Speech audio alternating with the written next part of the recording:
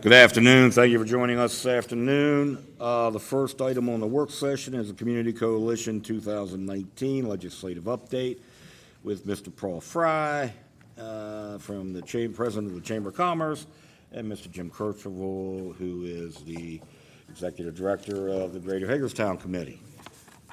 Welcome, gentlemen. Thank you. Use that term loosely, but If I could go off script just a second. I just wanted to thank the city for its support of August-Toberfest. I'm on that committee.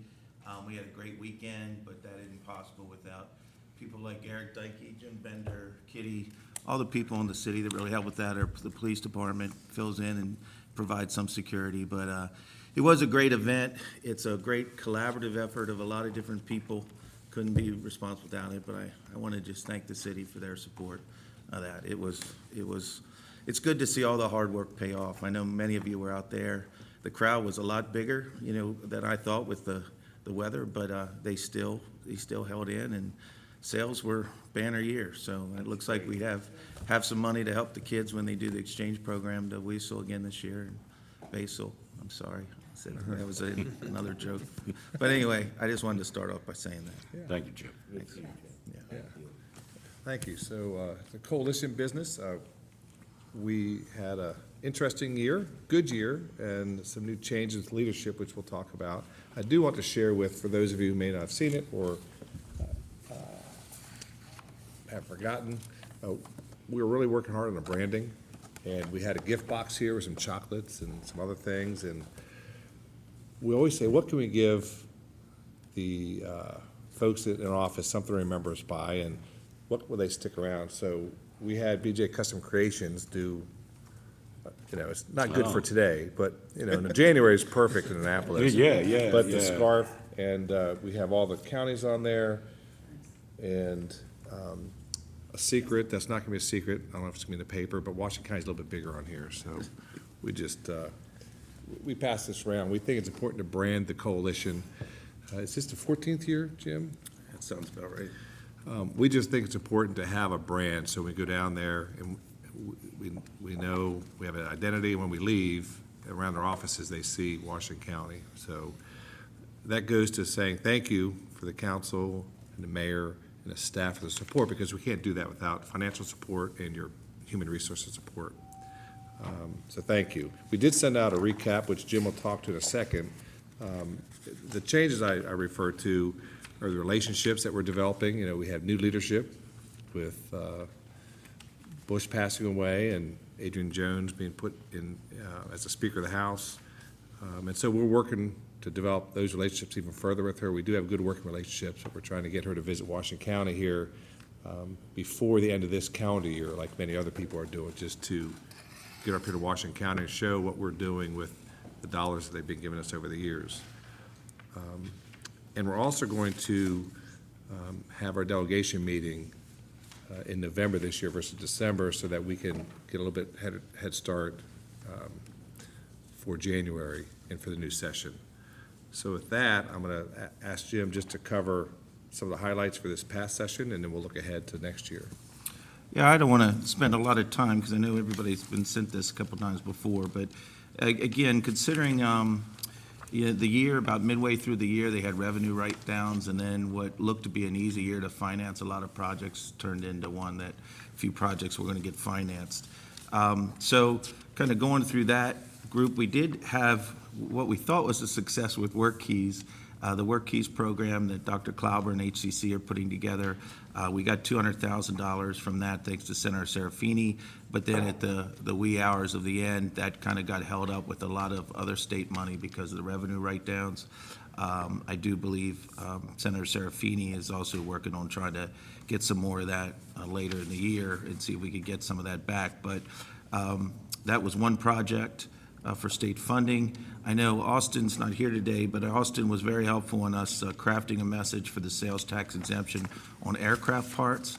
Again, we thought we were making some headway there, and we still probably need to keep that issue in front of them. It certainly puts Maryland in a non-competitive position when all the states around us exempt tax for those small plane aircraft parts, and Maryland doesn't. That's hurtful to our airport and some of the local businesses there. And there's a lot of business that's literally flying out of Maryland to go get their work done in Pennsylvania, West Virginia, and other places on the eastern seaboard instead of Maryland. There was some confusion with that one, I think, as they felt that issue applied to the big giant airlines and passenger airlines, and that's not what this was for. This is kind of for the smaller aircraft in these smaller type of airports that this would have positively affected. And I think that kind of stalled us in getting that through. But as what happens down there a lot, you need a couple years to kind of keep sending the same message and then eventually find a path to success. So I think we're going to probably want to work on that again next year. We were able to sustain our governor's commitment for money for the UIP project and the Maryland Theater in BISFA. I know that's important to the city. That has been our third year that money has come through as promised, and nobody has tried to cut that out of the budget later in the session. I would caution everyone, and this is based on direction from our lobbyists, that in years 4 or 5 of the promise, that few $100,000 commitment goes up to a couple million.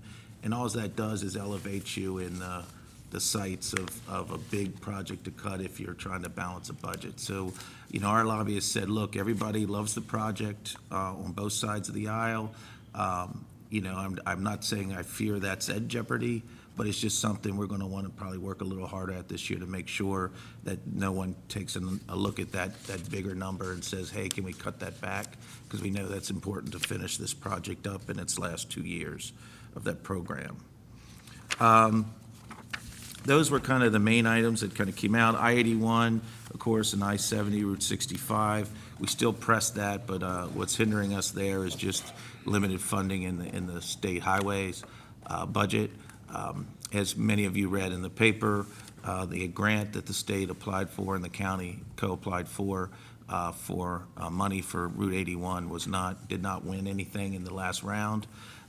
We did have some conversations with state officials this month at the Mako event, and we do believe they'll apply for another grant down the road to see if that happens. But again, without some federal assistance, getting to phase 2 is going to be a challenge, but one I think we need to keep working on.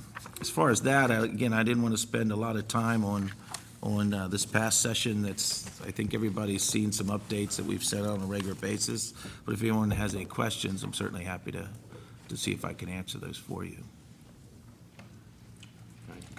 We do have the date set for next year. You're welcome. It's January 29th. You don't have to have it memorized, but it's the last Wednesday of the month. Again, it's probably state of the state, and we found, even though we don't see some of our elected officials, we do see some of our administrative folks there, and it makes it good for our folks to go to the Annapolis Day. Yeah. As far as the coming up agenda, I know, we had our first kind of initial meeting a couple weeks ago. That was where we just brainstormed different items, put them up on the board. We're going to probably do that again in our next meeting next Wednesday, I believe it is, 28th. Yes. If you have any agenda items, you should have gotten a list of what was thrown up on the board. We sent that out shortly after that meeting, but we're looking for feedback on that as well as any other new items. And then in September, we'll kind of start going through them in a little more detail. We didn't really go into a lot of depth as far as the substance behind it. This was more throw stuff on the board, do that for a couple meetings, then in September, start kind of whittling things down or see, if there's ones we want to prioritize or ones we want to, put off to another session. Again, looking forward, there is some caution about anything that has a lot of money attached to it. Those will be harder to get through. They're going to feel that if there is new revenue for the state, there's a lot of kind of turmoil right now over how do you fund the Kirwan Commission and their education funding recommendations that totals well above what the state's going to be able to afford. So any other smaller projects that are coming in with a big money attached to it or a fiscal note are probably going to be more difficult. According to our lobbyists, doesn't mean you can't lobby for it. You could always put it on there. I'm just telling you it's not going to be an easy session to add new money into a budget where they're probably looking to cut some things to fund some of these education priorities. So, if you have some of the ideas, I think it's a great year for policy changes, if there's some things like that we want to look at, those may have a little better chance of moving forward. But again, it doesn't mean that something with the fiscal note can't work. It just means it's going to be a little harder. Thank you. Sure. You're welcome. We look forward to hearing from you at the next meetings. We'll send out updates. Guys. I'll let you guys arm wrestle over that, okay? Done. If somebody really wants one, let me know, I'll get you one. I'm always the coldest. That was fast.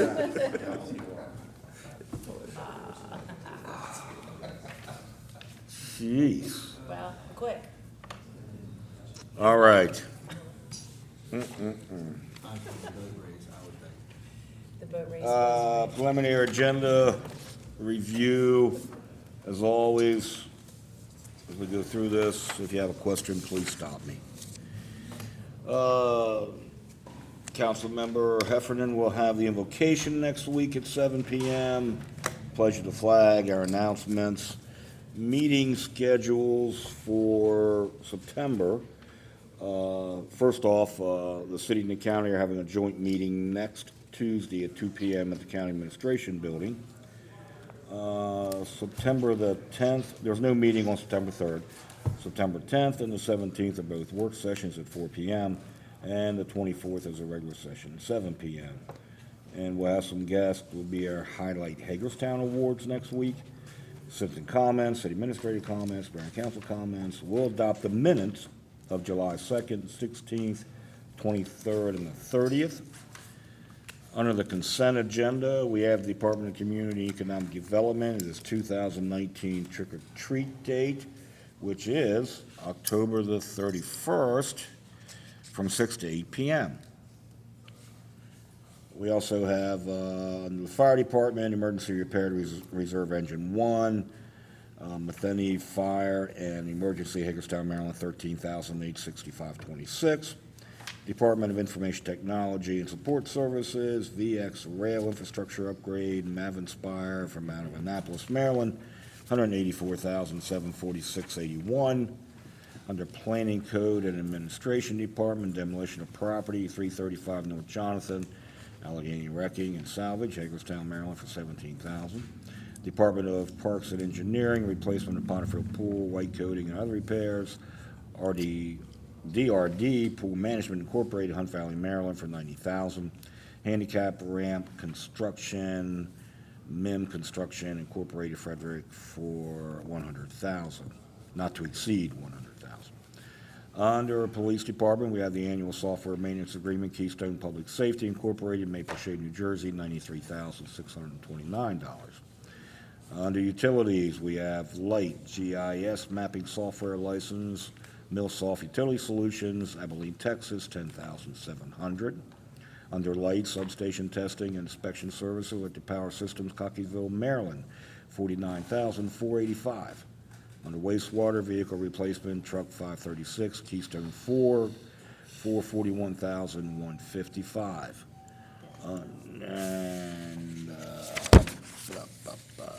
And with a discount, it comes to $37,500. Under Wastewater, State and Stowe Discharge Assemblies, Fluid Solutions, Inc., Westminster, Maryland, $23,525. Under Wastewater, replace cooling tower, condensing unit, MS Johnson Company, Hagerstown, Maryland, $16,894. And we're taking off the change order for the water system pumping improvement project. And the one under addition for consent, oh yes, as the annual telephone system maintenance contract from Glesner Communications, $10,998. Thank you.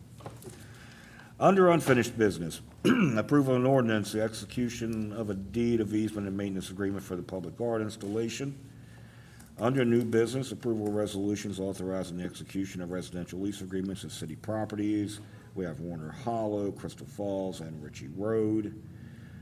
The approval resolution, right-of-way for Wareham Alley. The approval revised policy for Channel 64 Building Construction Standards Permit, Chapter 64 Building Construction Standards Permit exemptions. The approval of organizational changes. Approval of Maryland Theater License Agreement, the approval of Fairgrounds Park Entrance Building and Gatekeeper's House, the approval of the Second Amendment to Memorandum of Understanding for renovations to the Sailor House, the approval of quitclaim request for Alley 5-71, the approval of master agreement with the Maryland Department of Transportation, the approval of the exemption for utility Keystone trailer sales request for water under the city water and wastewater policy, and the approval of amendment to the power service agreement between the city and First Energy Solutions Corporations. I have a question for Rodney. For the Fairgrounds Park Entrance Building and Gatekeeper's House, it appears, so we received money from the Maryland Historic Trust back in 2002, right? Correct. Like 43 grand, Yes. right? So then they got basically a perpetual easement on the property then? Correct. And is there a process in the state to reverse that perpetual easement? I've asked that question and never really got a good I answer. mean, can we pay the 43? In other words, just like POS, when you get POS grant money, you That's right. can basically buy yourself out of that if you end up doing something else with the POS property or the POS improvement that you've made. That's right. So I'm just curious if you paid the state back. I mean, I look at this project and we're gonna go, I don't know if you guys looked at the pictures, but we're gonna go another $100 and some thousand in, 135.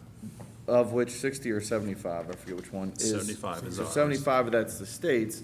Now instead of 40 grand to the state, we're gonna be another 75 to the state on a building that has absolutely any chance whatsoever of being habitable, ever.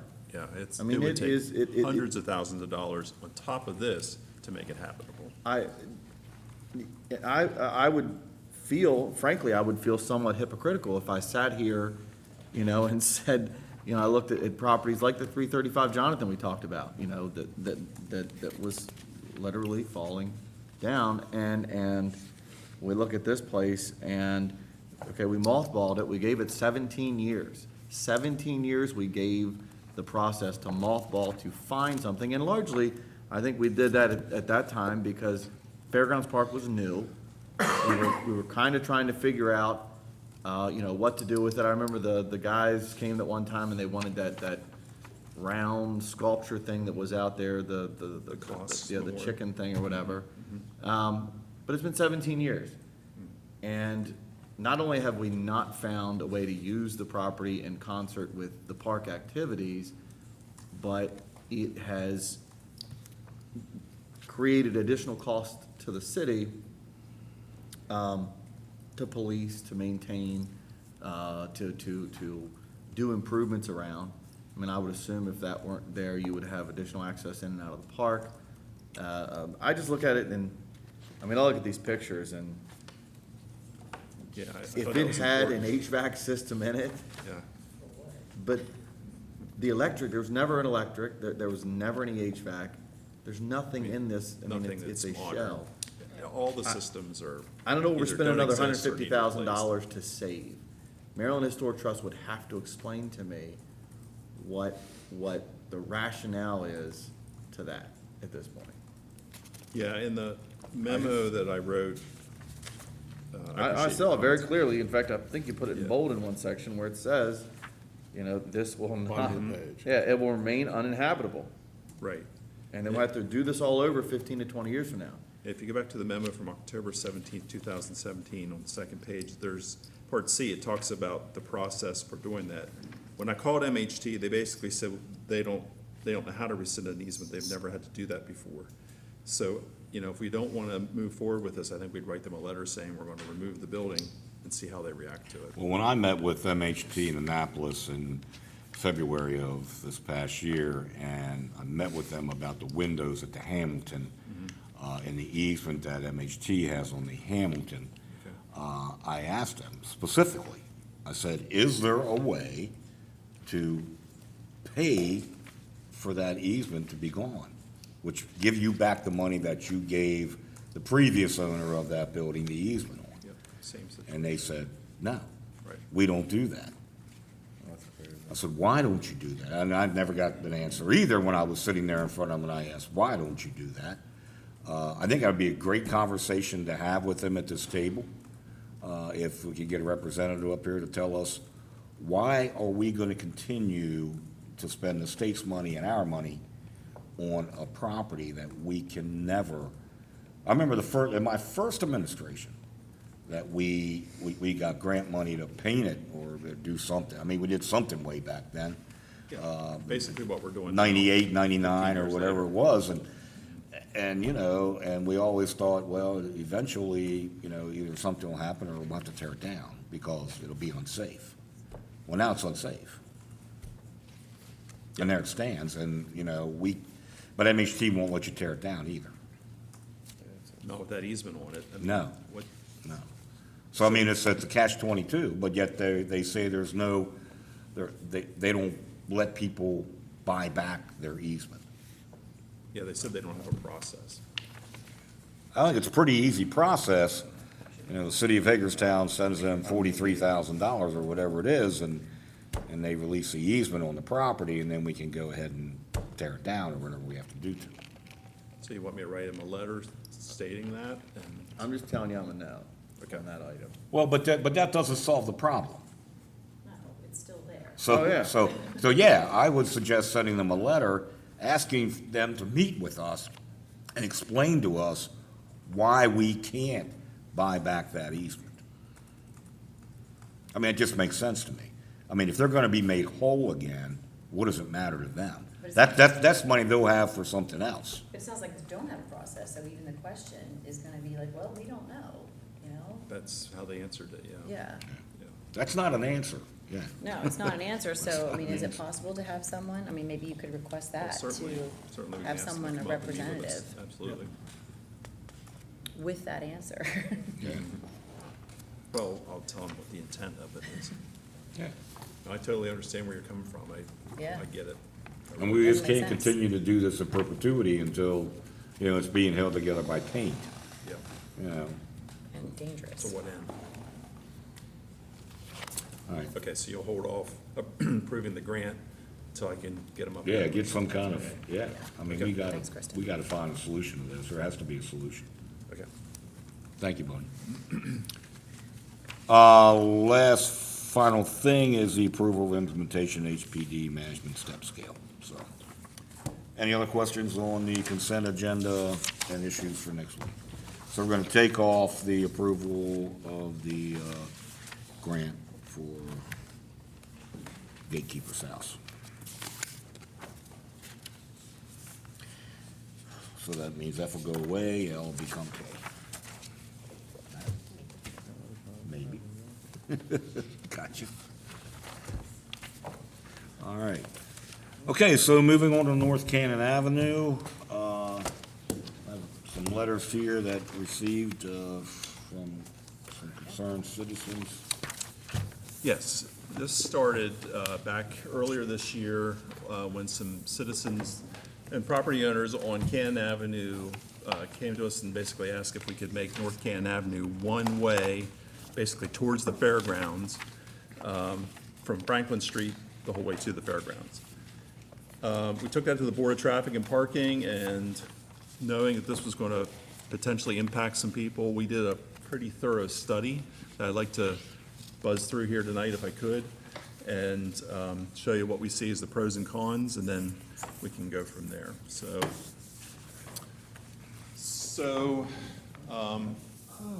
what we had was reports of side swipes, hit and runs, and these arrows show the directions of traffic right now. Washington Street, Cannon Avenue is two-way. Jefferson from Mulberry to Cannon is one-way heading east. Jefferson, of course, is two-way out in this area.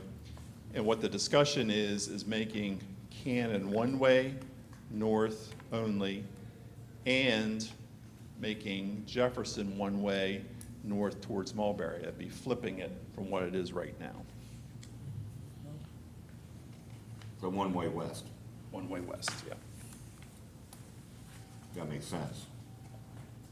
So these are the intersections that we studied in that corridor, mostly on Cannon. We looked at Jefferson. We looked at some of the intersections on Mulberry to see what the impacts would be.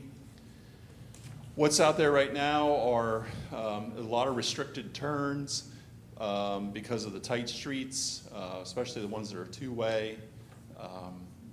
Most of the intersections are signalized, so we just kind of did an inventory of that. These are the traffic volumes, and I think really all you really need to see from this is on Cannon Avenue, it works out that there's about 3 cars per minute heading north right now, about 2 cars per minute heading south. For comparison, down on Franklin Street, it's about 20 cars per minute. All the volumes in here are fairly light by traffic standards. This is a compilation of the crash data.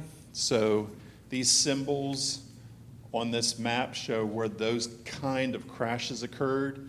I think there's 21 total crashes in a 3-year period, which really, for a whole corridor like that, isn't all that bad.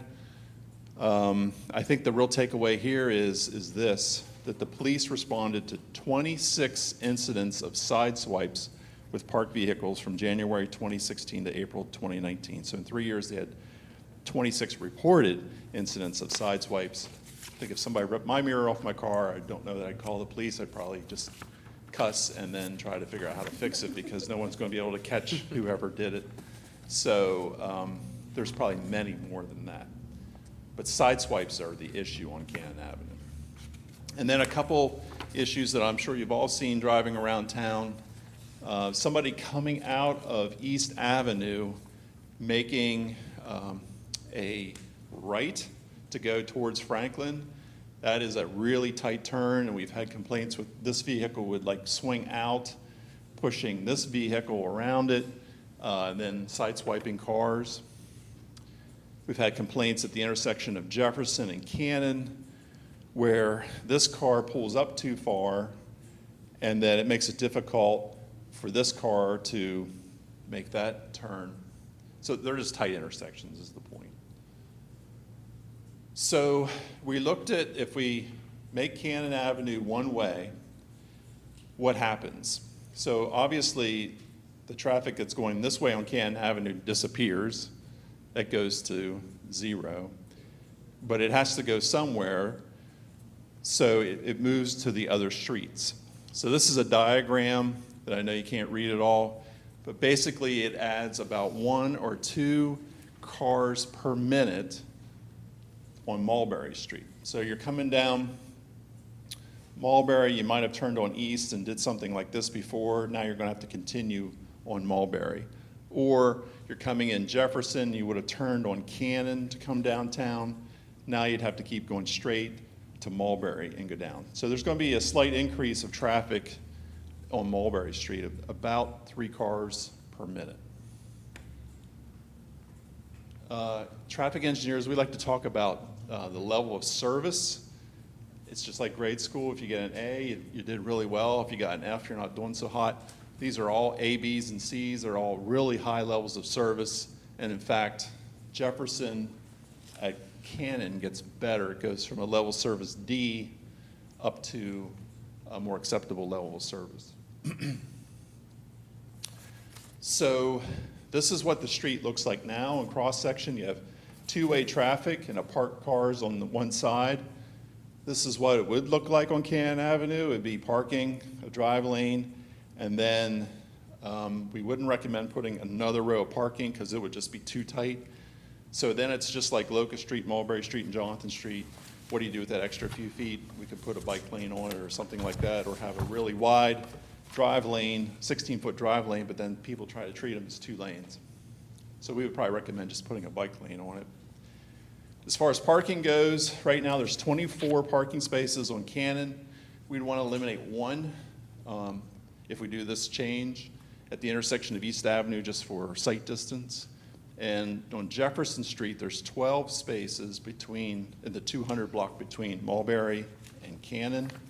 We'd like to eliminate 2 of those for sight distance and turning movement. So losing a space anywhere is always a big deal. but to make it safe, we think we need to do that. Are So, they down by Mulberry? Is that yes, where you're gonna exactly, take them from? exactly. So there's advantages and disadvantages. Certainly, the wider travel lane on Cannon Avenue will reduce those side swipes, probably make them almost virtually go away. The vehicle movements at the intersections will be a lot easier, but it won't be so tight. We're going to eliminate completely these two movements, which are really hard to do, especially with a bigger vehicle, because of changing the traffic pattern to one-way northbound on Cannon. There's room for a bike lane. There'll be decreased traffic on East Avenue and along North Cannon Avenue, of course. And then there was a level of service improvement at that one intersection. The disadvantages, so if you live on Liberty Street, let me back up. If you live on Liberty Street and you're coming from the north and you want to go home, right now you could come down on East Avenue, you could turn on Cannon and go to Liberty Street. What you'd have to do is continue down to Washington Street and then come back up. Or you could work your way out this way and come around. They're the ones that probably have the longest increase of travel time, is the houses on Liberty Street. Other disadvantages, South Mulberry Street drivers must use East Avenue instead of Jefferson to travel east, because Jefferson now will be west the whole way. There was a small increase in emergency vehicle response times, depending on where they're going. There'll be increased traffic in the 200 block of Jefferson Street. That's the one we're flipping from east to westbound. And on North Mulberry Street, again, it'll be about 2 or 3 cars a minute. We have to make some changes, which is going to cost about $6,000 to remove some striping, change everything around. And then we got to remove 2 parking spaces. So we don't think the traffic pattern will adversely impact traffic operations. The additional traffic impacts, there will be additional travel impacts to vehicles in neighborhoods of up to 3 blocks, and that's particularly Liberty Street. They're going to have a little bit further to go to get back to their homes. We expect the traffic safety benefit if there's wider lanes on Cannon. There is potential that we should consider making East Avenue between Mulberry and North Cannon a one-way eastbound to create a couplet with this Jefferson Street change that we're making. That's something we can talk about. But you would make people extremely happy It's if you basically did it East from Avenue Potomac, too. if you did it from Potomac to Cannon. Right. And then we'll need to develop the plans to make this all happen.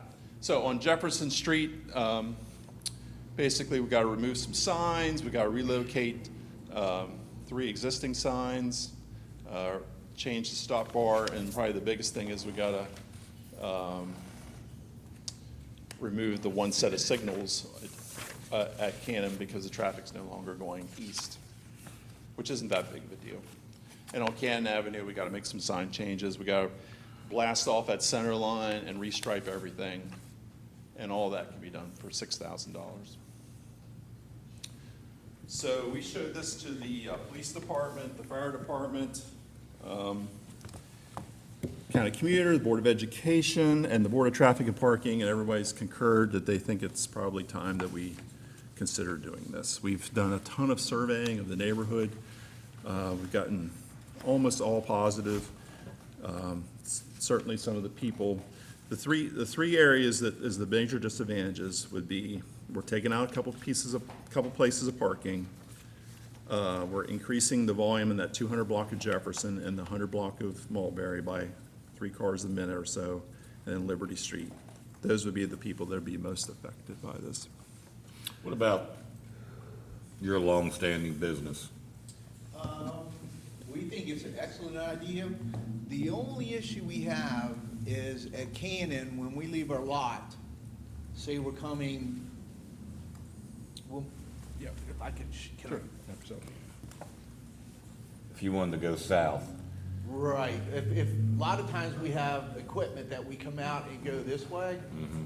So what we were gonna ask, and we talked to Tim, I think. Yes. If it could be moved back to a telephone pole that's right here, that we could still go that way. We do have a lot of traffic that that we have that comes this way to go east. Normally, if we're coming to the office, we'll come in this way a lot of times, but then there are some times that with traffic, we'll go in that way. And we think we can accommodate that. I don't think that's a problem. Oh, that'd be great. Because that's right there with the street. It's 30 feet back. Yeah, here's Old Franklin Street, as I Right. call it, and here's their entrance. Right. And we really don't want to preclude this movement either. Yeah, So- the one line there, come back 30 feet, there's a telephone pole. I measured it today, so Here. it's up even further than that. It's up, Right. yeah. So we think we could have two-way in here, and then basically the northbound lane would just ease its way over, and the bike lane would be created, and they could have two-way traffic, and nothing would really change from here down. We think we can make that work. We have a lot of issues with cars coming that way, cutting through our lot when the lights are. Sure, when the lights are red, right. Yeah. Yeah, It just sounds safer, yeah, well, it's a public safety issue. yeah, for sure. So you think that we could have the Board of Traffic and Parking actually take a look at East Avenue from Potomac to? We can. I think if we're going to do that, I think we ought to hold off on this and look at the little bit bigger picture. No, let's do this, Okay. Yeah. you know, and then we can look at that in the Okay. future. I mean, again, you're basically saving vehicles that are on those, that are parked on those streets Yeah. from Yeah. getting the same thing that happens on Cannon, if you could make it one way. But, East but even I has- understand, listen, this is a long time problem, and there's no reason to hold off because of that issue, so. So then we'll put a resolution together for you to, Yeah. if you think you've heard enough from the public. I think we've surveyed them about to death. Yeah, I think you've covered every base you can possibly cover. Yeah. Staff has done Yeah. well, excellent. Yeah, Yeah. great job. Okay. Thank you. Thank All right. you. Thank you, Ron. Update on the Warner Hollow Dam.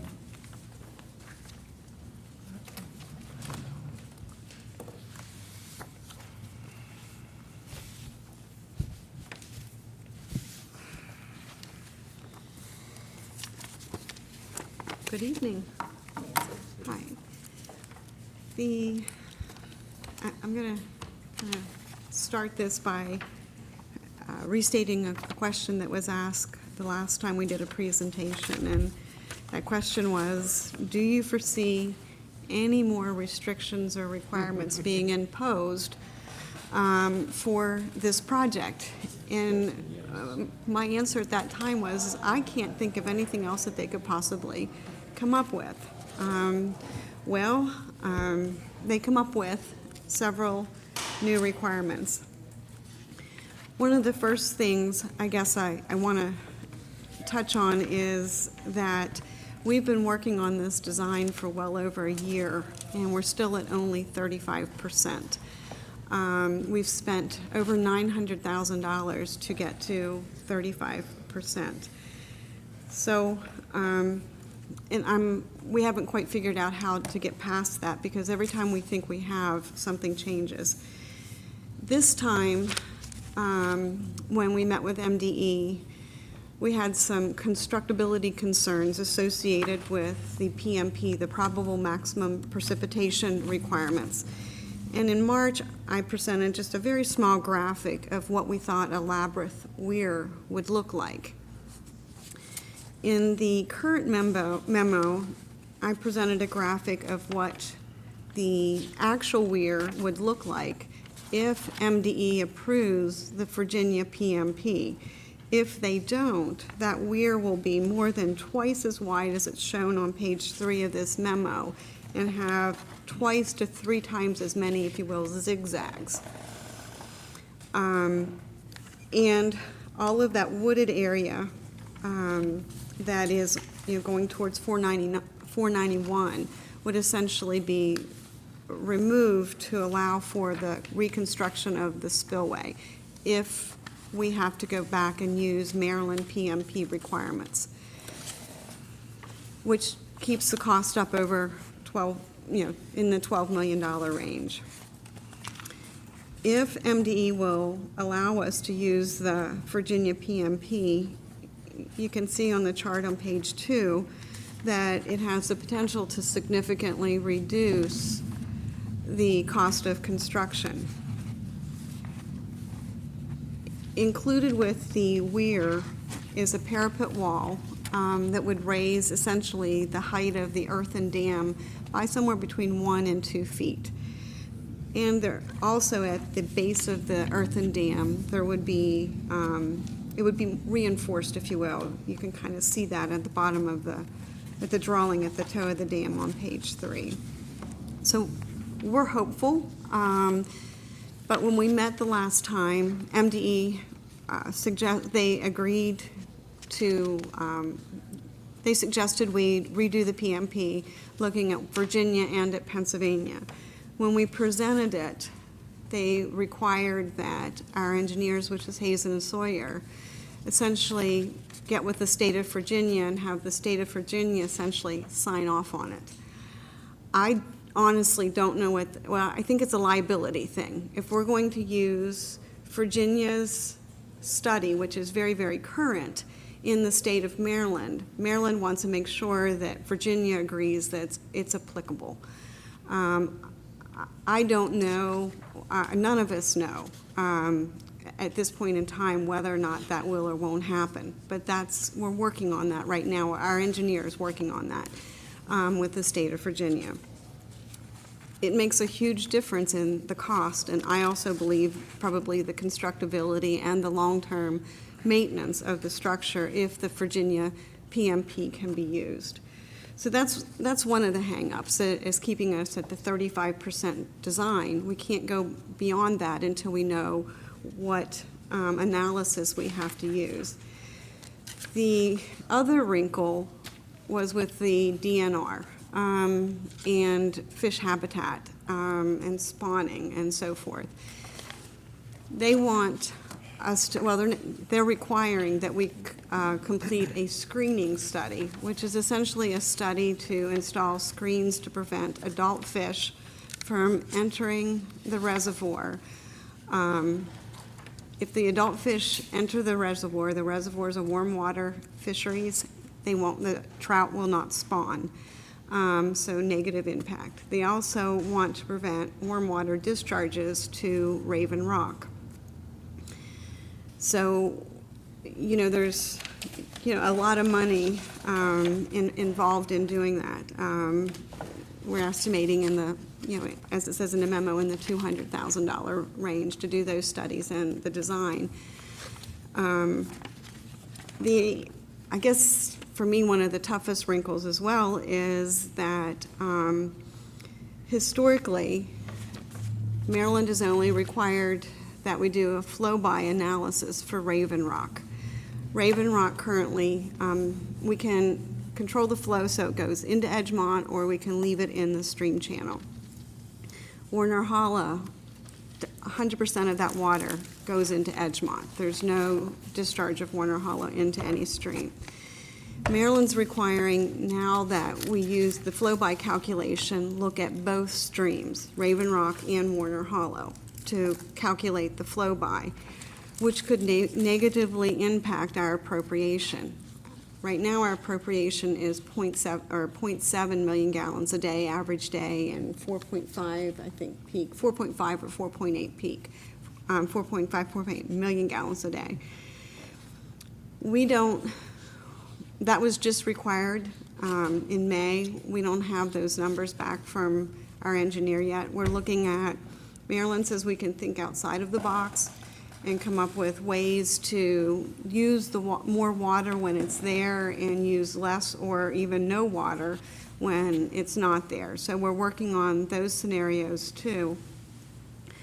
My concern with a scenario that is somewhat weather dependent is it can be subjective. So I want to make sure, however we move forward, that it's objective, that we know exactly how much water we can take out, that we can't find ourselves in violation of our appropriation or a flow-by or something like that. So we're going to continue to work through that. So they're kind of the main obstacles associated with where we are with the design of the project and the appropriation.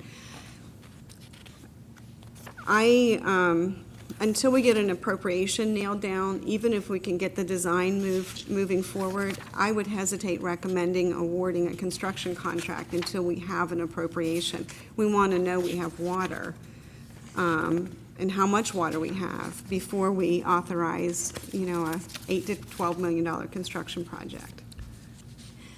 The last and probably most significant thing that has happened is when we submitted our funding application to have the project ranked and rated, it did not make the intended use plan.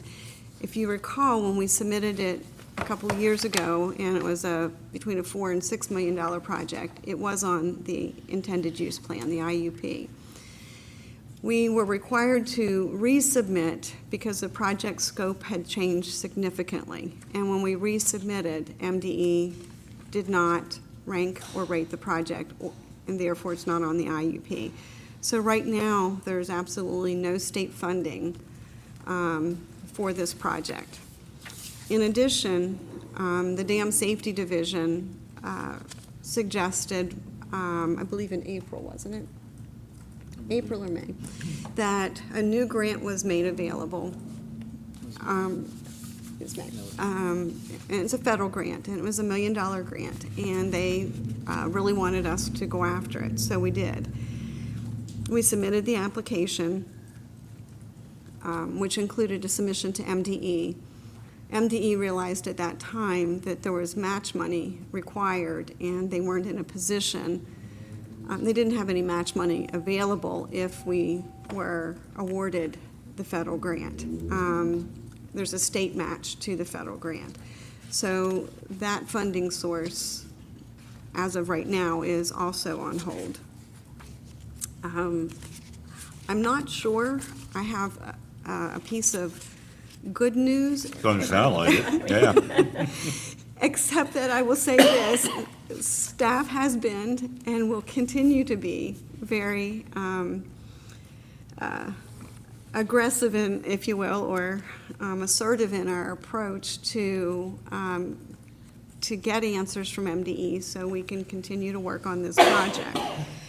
I wanted to kind of present where we were at, where we thought the project funding could be for both the Edgemont Reservoir and for Brickner. We think combined we could be 18, plus or minus $18 million.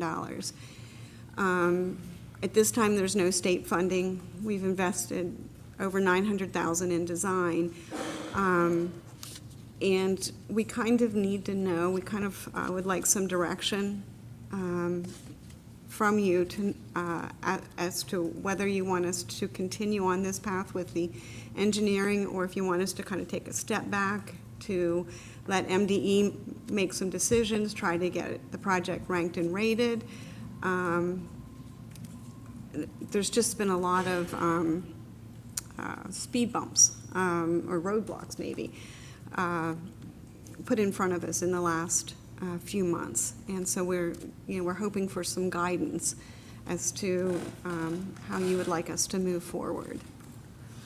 Mr. Mayor, I would suggest two things, and this may not answer the question, but one, we just had folks in here saying money's going to be hard, policy issues or something you want to push.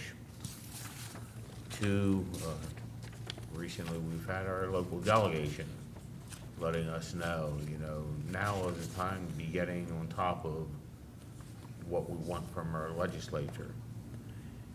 Knowing what I know about this project, if we don't get our state delegation to get on board with this and help us out at the state level, the state will fill this project. I mean, seems to me from the beginning the state does not like dams and does not want us to reconstruct this dam. They've done everything in their power to say, get rid of this project, get rid of the dam. I think it's a vital thing for our community. That's my own personal opinion. The flip side is, if we can't do it because somebody else is going to stop it, we need to get that taken care of. And I think that's got to come both from our delegation, and I think this needs to be a priority on the list for the coalition. I understand that the coalition won't be asking for money. They're gonna be asking for this project to start getting support from the state instead of killing it, because that's what they're doing. They've been trying to kill it continuously, and that's why there's always something else comes up. What else can we do? Spawning trout. Yeah, what else can we do to kill the project? And listen, I don't even mind the spawning trout. If they were gonna tell us about the spawning trout 8 months ago, a year ago. But, Right. but this is the kind of thing that just speaks of what else can we come up with to make them not proceed? Well, the next item on the agenda is a discussion about an area that needs water, provided by the city of Hagerstown. Yep. And since the state-controlled and county-controlled health department will not allow wells to be dug in the area where these people are requesting water, water has been said time and again by Councilmember Elshire, a finite entity. And, this is a way to secure water that will be desperately needed in the future if any kind of emergency happens. And the state has to either decide whether the people are more important or dams are more important, or not damming water is more important. One of the confounding issues with funding for this project is it's a dam. Dams are not covered under the Safe Drinking Water Act, even though it's a raw water supply for a drinking water plant. So the state has to figure out a way to carve this project or mold it into the Clean Water Act fund. So the only way we can submit the project is to look at downstream water quality associated with either some sort of a dam failure or unusual release or that sort of thing. This project, under the Clean Water Act, is competing with MS4 projects. That's Clean Water Act. We're competing with a lot of priority projects. So I think if, we were going to approach the delegation, I think the state needs to come up with a funding source. We're not the only high-hazard dam in Maryland, and we're not the only high-hazard dam in Maryland that needs work done to it. But there's no good mechanism in the state to apply for funding. We're competing with wastewater treatment plants for all practical purposes. We're competing with point sources. And, if we're going to move this project forward from a funding source, we're going to move this project forward and we need a funding source, I think that's probably one of the messages we need to send is we have to do this work, even if the mayor and council, and I'm not suggesting this, decided, okay, we're not going to move forward, we're going to decommission. If you remember way back when we had this discussion, we still have a high hazard dam because we have to create a stormwater structure that is classified as a high hazard dam that was in the $4 to $5 million range. So we still have a funding need, even if we decided to, either way we go, there's a huge funding requirement, and there's no good pot of money to request. And so I think probably that's a really good conversation to have. I think we also have a congressman. This is, this is a major infrastructure project. And, when and if that type of thing is gonna get through Congress, we need to be on top of that before those discussions take place. And I think that's probably, right now, the most effective thing to do before we start spending a lot more money. And I think that I believe in this project as much as anybody in this room. I think it's absolutely essential, but I agree that, if we don't get the funding sources lined up, then we need to figure out how we're gonna fund it and those things. Kristen, anything? I mean, it's pretty simple. I think that, we have an appropriation right now, right? That appropriation gets a renewal in, We submitted, well, we have an appropriation right now, but the appropriation is actually expired because our application has been in for a renewal and the state is working through that renewal. We've seen anything from 0.5 or 0.55 with a peak of 4.8. And understand 0.5 is a 200,000 gallon a day reduction to kind of thinking outside of the box, using the water when the water is available to maybe a 1 to 2 million gallon a day. but none of that in the grand scheme of things, long-term, matters. The important component is the appropriation. And that's what we're trying to Because- get. Because if you subject yourself to rely on a single point source for your potable supply, then you have hamstrung your system in perpetuity. And that doesn't matter whether we're pumping it out of the Potomac and sending it up to the West End Reservoir and then sending it in, it's still a single point source. Right. So for us, the paramount component here isn't the discussion of whether they're going to appropriate 500,000, 800,000. The impetus is that in a time of need, and that time will definitely come as long as every governmental jurisdiction across the state of Maryland in this area depends on the Potomac for their supply. It will come, and it will come more than one time, and it will come increasingly over time. You're going to have that alternative supply by which you can draw from. I mean, I don't think that the importance here is in the fact of whether they're gonna allow us to take 500,000 out a day, and Brickner can do 800,000, and they might let us do 4.5 million on a single day. If push came to shove, 10 years from now, when this project is done, and we had a 7 or 15-day period in which we needed to depend on that alternative supply source, the state isn't going to care about the number for that 7 to 15 days. They're just not. That Right, I agree with appropriation is a figment of some governmental person's imagination.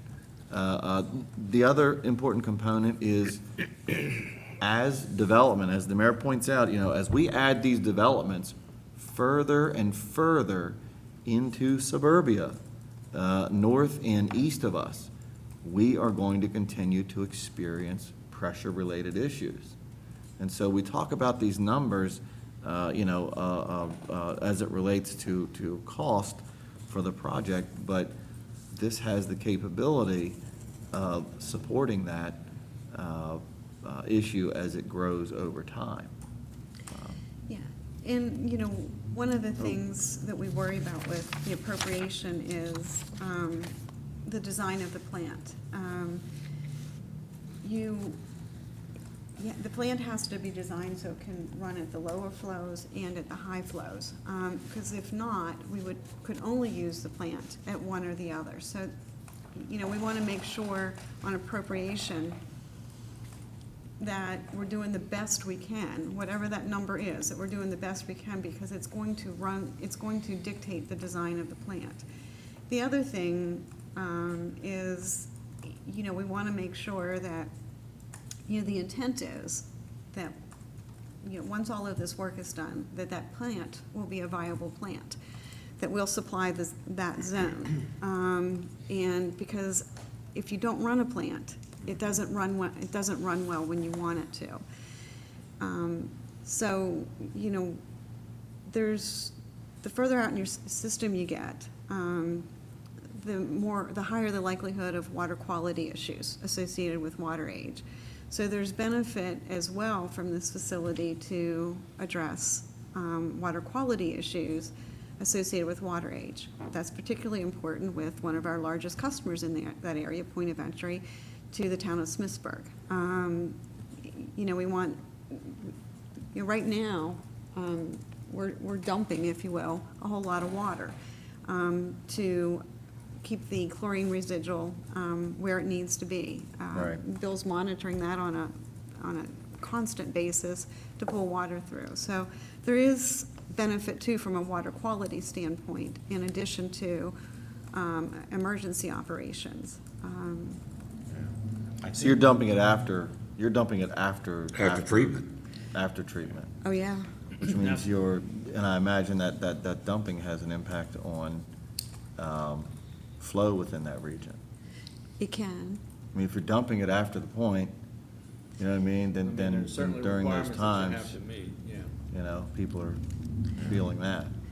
I think it's fair to say that this body's committed to doing this project. It's a matter of figuring out how to do it, but Right. unless I'm speaking out of turn. Well, and I would tell you, we ran into the same issue in Myersville 4 years ago. We had to get our appropriation, the springs. The state had an interest at that time. Springs is considered a surface water.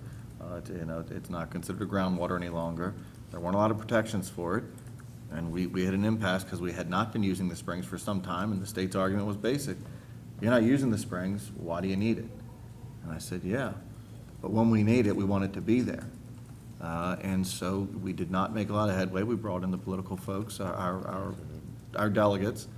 We sat down in a room, and our delegates, I think, represented us fairly and steadfastly in saying, look, you know, we're not talking about the dynamics of the equation of today.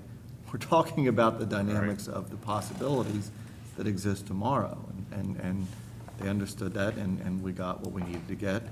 And we made our commitments to spend the money we had to spend, you know what I mean, to make the system right, to actually use it. And so I do think it speaks to that issue of you know, if you're not using it, you know, then it's not worth having. So Nancy, what's your suggestion to us? My suggestion, let me put some ideas together. I think we're going to have to reach out to our delegation and say, hey, we don't qualify for this pot of money because it's Safe Drinking Water Act, this is a raw water supply. We have to try to find a way into the Clean Water Act, and we're competing with all of these point sources. We need some help with the funding source. I think we absolutely need to start there.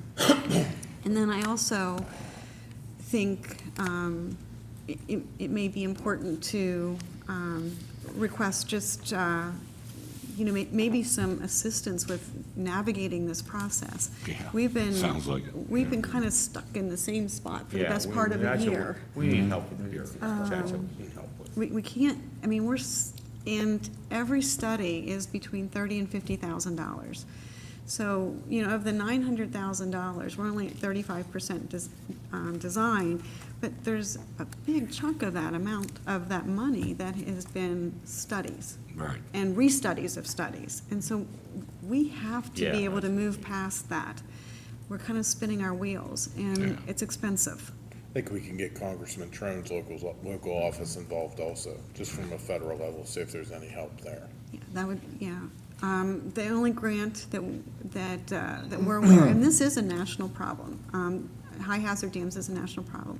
The one that was brought to our attention, but the maximum amount of funding was $1 million. The design is projected at 2.7, and that was before all of these studies, so, you know, that's kind of a drop in the bucket, so, Right. yeah, we really need to work on funding. It's a big project. All right, well, let's keep pounding away at it. Thank you, Nancy. Thank you. Jill? Request for exception, the city water and wastewater policy. Don't go anywhere. Maybe we should have had these two reversed on the agenda. Yeah, it's a very interesting time to bring this up. We have an additional handout, there's 2 documents.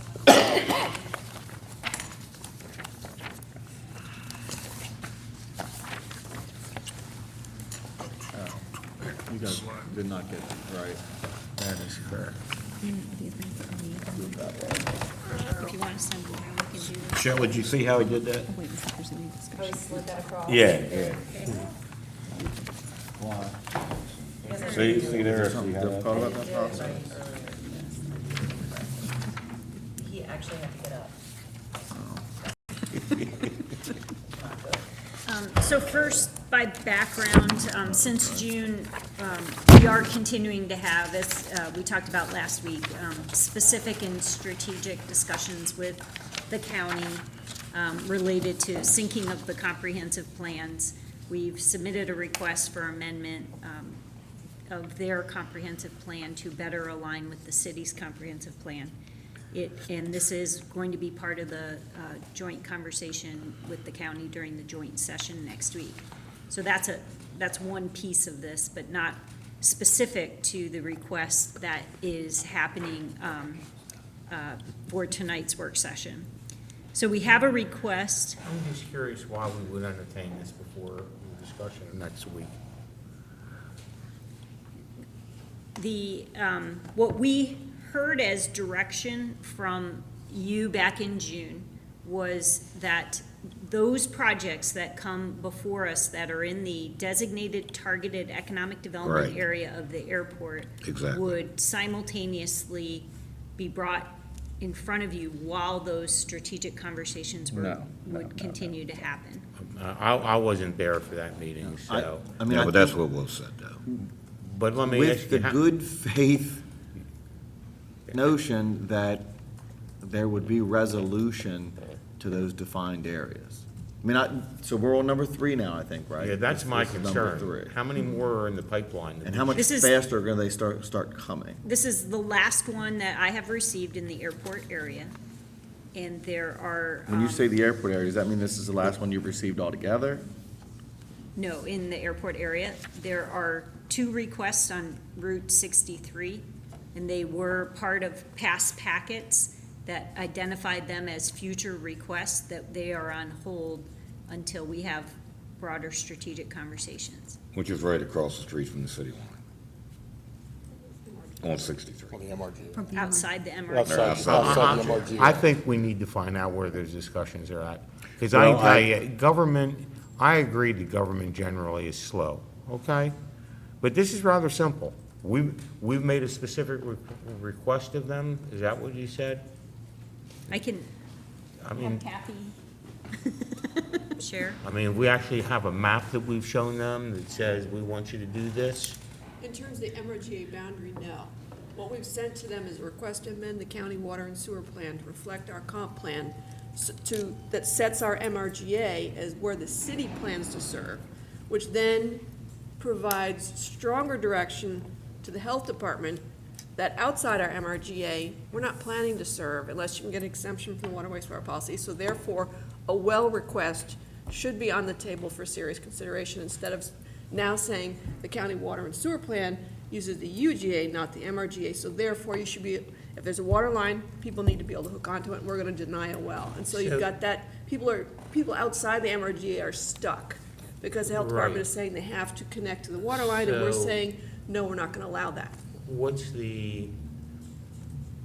I'm trying to come up with, I know you have discussions, you have negotiations.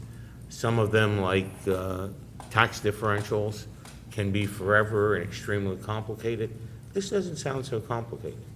Am I right or wrong, what you're asking? For the county water and sewer plant, no, that's not so complicated. It can may be done become- by a motion and passing it, right? They perhaps have to have a public hearing to amend that document, and then the county commissioners would. Let's keep in mind, in lieu, you know, I hate the way government moves also. You know that, and I'll preface what I'm gonna say to that. In the month of June, this body met twice. In the month of July, we met 3 times. It's now August. The county, on the other hand, met more frequently in June, a little more, and more frequently than us in July, but have not met in August. They're not meeting again, they don't get together with the body again until next Tuesday. So there has been this unfortunate summer schedule, if you want to call it that, of governing bodies. I know that city staff have done the best that they can do to meet with the county staff to move this forward. And I know that one of the solutions to this, aside from discussions about tax set-off and tax differential, is squeezing the MRGA from the east to allow it to And Bob, balloon out. that's all I'm talking about. But, I but we've just got, use- but, yeah, I understand. Trust Just me, use that I as- understand that. But I also understand that and I know you feel like I do on this, you don't want to hold up economic development, economic growth, while government decides, be it our side or their side. That's true, however. How to come up with this When I solution. read this, I note that one of these things is just like, we're buying the land, we don't even have a tenant or something to put on it yet. Well, that's Route 63, that's No, that- totally. No, Is no, a it's part not. of There's this, two buildings which I can here, walk- and one of walk them, through they don't this even know what's project. gonna be there. Yeah, So I'm not holding one's up a that? project that they don't even have somebody to build on. All I'm suggesting is that we find out Oh, yeah. where the county I'm is looking. next week, the elected officials, on how close they are to accomplishing this. One thing I will say, if this, well, first of all, this wouldn't get approved until next week, would it? What This is, water request. This is an The- alternate. does it get approved at a work session? It would be what? proposed for the regular session next Tuesday. Okay, so it wouldn't get voted on until next Tuesday, one way or the other. Until after our 2 o'clock. Right, that's Tuesday fine. evening. But the same arguments were made 15 years ago during the debate over annexation. Well, city, you're holding up economic development because you're not, so we said, okay, you know what? We'll go through this process. And we completed the legal, I don't process that the county took us through. And, you know, the courts decided what they decided. And we said, look, you know, the decision's now been made. And we rightly worked with our legal folks and said, okay, you know, we don't want to hold up economic development. We got our decision on annexation. You know, we, like every other municipal jurisdiction in the state of Maryland that owns water and sewer system, can use extension of its services in the annexation process of application. I mean, it's pretty basic. But we'll come up with these criteria of items that we set down and we agreed to make sure that wasn't happening, that we weren't holding up economic development. And we came up with a list of, what, 6 of them? I think we're up to 8 or 10. What are we at right now? The water wastewater policy. Yeah, we have, yeah. Right. And we said, okay, you know, we understand that everything can't just be in the city, so we set up these boundaries. So in addition to the annexation process, and then setting up conditions to be exempt from that process as long as you did pre-annexation, we also said, you know what, not everything's gonna happen in the city, let's set up boundaries that we think we can logically serve over time with these finite resources. And we'll make that boundary twice as big as the city boundary is right now, roughly. And I mean, we have, what, 80-some thousand customers on city water, 40,000 of which are in the city. So the boundary we have outside of us is probably twice as big, or at least the same size big as the city is. And we put that in place. And now here we are, we're still extending beyond those 3 extensions that we have given to that process in the name of an argument that others could make to say, well, city, you're stifling economic development. And all we're saying is no. We're simply trying to manage our resources, which we just heard in a conversation 10 minutes ago. We're being asked by that same entity, the Maryland Department of the Environment, which is the state regulatory entity over the health department, that's saying to us, manage your resources responsibly. And that's what we're trying to do. Manage our resource responsibly. And to me, getting these requests in, and I feel like what's happening now is people are starting to feel the bubble sort of squeeze down, and they're like, you better get it in, you better get it in, you better get it in. You know, because they know that conversation is coming down the pike, and also so that we can set up another sort of loophole in the process to get out of it. And they're like I said the other week, I am sure that the other parties in this process are perfectly happy to sit back and let those loopholes be as big and wide as we will possibly allow them to be made, as long as that political, mantra is out there that's the guise of it. I would say that on a staff level, we're partway through with the county on this process of the MRGA. The first was, let's get the county water and sewer plan synced in with the city's comprehensive plan about the growth boundary. The next step was, let's prioritize. If the county wants this boundary to be shifting, we have to prioritize, all right, if it's shifting there, where's it shifting in? And so for the first meeting, we provided a lot of data on, this is the capacity that we have, this is what's already been promised, this is what the demand would be for the MRGA, and then also, here's all the vacant land that's already in the MRGA, so that the next step could be, all right, here's what we know, this is what we have that we could give out, this is the amount of land out there that's vacant, that might be ready for service one day.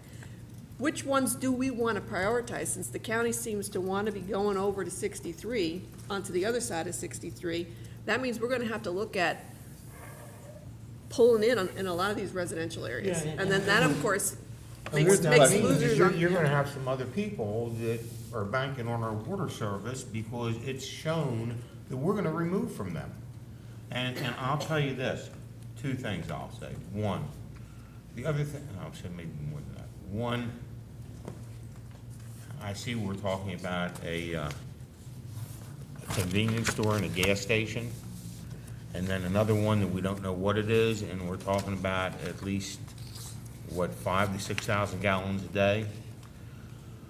You may get me next week, you may get me to vote for the one, but I will tell you, I am not going to vote to extend water service to a developer who doesn't even have anything but saying, I need to get the water service there now, so I can develop it for something later. And the other thing I will say is until we have an agreement with the county, this is the last one I will vote for, period. Can I ask you a question, since we're talking about that? I mean, there has to be, listen, I wholeheartedly believe the city has to be the recipient of something worthwhile, all right? I also know that we're not gonna develop out in the east past 70 at the rate that we thought we might years ago. When the UGA and the MRG, and then when the UGA was put in place, and then we put in our MRGA. But, I mean, what are we talking about? Are we talking about getting these kind of developments that are, probably will never fall within, an annexation agreement because they are so far out? Although we talked about that a little bit earlier, but still, that's a pipe dream to get out that far. Are we talking about, okay, do we get some kind of payment in lieu of tax to help offset what we're doing? What we're giving up, But I don't think that's a concern, Bob. I'm not worried. Listen, my understanding is what we're going to be giving up is nothing. It's some other landowners that are gonna be giving up something. We have a certain amount of capacity for water.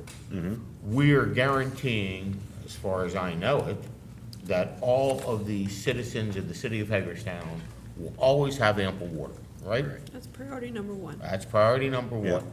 So if we're gonna take capacity from one place to another place, we're taking capacity from some county residents and giving it to other county residents, right? Right? future development from Right, those rest. but I mean, that capacity is never gonna be taken from our citizens, Right. so we're not losing anything. And we're still using a finite resource. We're using a finite resource. All I care about, and we're getting compensated because out-of-city people are paying more money. Well, to that degree, okay? Okay. My only concern is, we were all here before the bubble broke. We were all here when we had to pass adequate facilities ordinances. I don't care if we send it out to the airport, but I happen to know politically what I'm saying is true. Somebody who owns real estate, even if it's a farmer on an undeveloped property, whose family has been banking on the fact that they're within this place and that they're going to be able to sell and develop, they're going to be told they're not going to be able to. Or be able to build their own. Right. just for their own use. Or But- could it be done on wells? Well, Right. but the bottom line is, there's gonna be a public hearing, and they're gonna be held, they're being moved out. So the county is going to have to do something politically when they take that allocation away from that area. That's all I care about. Right. I'm just worried about the allocation portion. I don't care where they take it from and where it goes to. We have an interest in keeping it in the annexation area if we can. I understand that. But I'm not concerned about that as much as I'm concerned about capacity issues. And when I see 4,000 here, 5,000 there, and I'm not saying people were slow, but I also know that when people want to get things done, like when you have developers who go into the county saying, the city won't do this until you get this done, I get the feeling it'll get sped up real quick. Well, let's hope that. Because that's all I'm talking about is conversation. allocation. I understand. In terms of the concept, if I could walk you through your question on the convenience store and the gas canopy, station canopy shown in the diagram.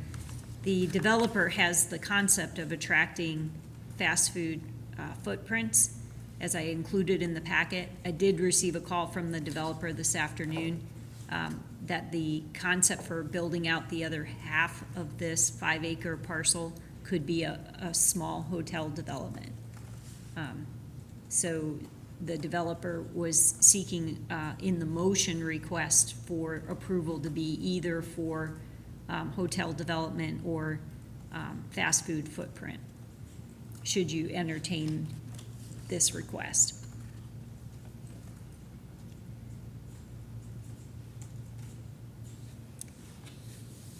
Anything else from you guys? Well, my suggestion, Jill, is to hold tight till next Tuesday. And we'll see what comes out of discussions next week with the county. And would you like us to prepare a motion in case you are ready to? I think you need to prepare a motion, yeah. Okay. And we included in this handout what the contingencies of the motion would be. And we also wanted to provide for reference what the contingency of the hotel that you approved back in June, what those contingencies are. And I'll let Nancy walk through what it would be required in terms of the extension of the water main. First and foremost, for the approval, our water and wastewater policy in the last amendment did put an 18-month cap on the developer actually developing, so. Right, putting something on that property. Putting something on that property. So in the event that the water's not there into perpetuity, they have to come back. So we consider that a positive step forward. For me, one of the most important things is the infrastructure. And we know when we get out here, the infrastructure's it can get a bit challenging. So I asked our engineers, Hazen and Sawyer maintains our hydraulic model. I asked them to look at this site and let me know what is the best alternative. So for this particular property, or for this particular site, there would be a requirement of the extension of the 12-inch water main, which is, I'm going to use this one, which is this drawing. Right now, you've got a 12-inch main that goes out Breeze Hill. There's nothing in City Core Drive, and there's nothing on Mason-Dixon, so we would require 12-inch main extension along City Core Drive to the full extent of the front footage of this property. That would mean that at some point in the future, the water department would need to likely complete this loop, because it's not likely that two of these properties are served off of Pennsylvania Avenue, so it's not likely we could get that loop completed by somebody else. But what that does is that actually helps to ensure better fire protection, and once the loop is completed, also helps to address any water quality issues that there may be. This particular scenario we would require the abandonment of the 8-inch main that runs across the private property. It's never, it's rarely a good idea because of access issues, especially when we're talking about parking lots and buildings and that sort of thing. So that would be a requirement in the motion, the extension of the 12-inch water main, which is almost 1,300 feet of water main in order to make that 5-acre parcel a reality. In the handout I provided, talks about the sequencing of the construction being a factor, and we would incorporate this contingency language into the motion and make sure the property owner understands the contingencies of the approval.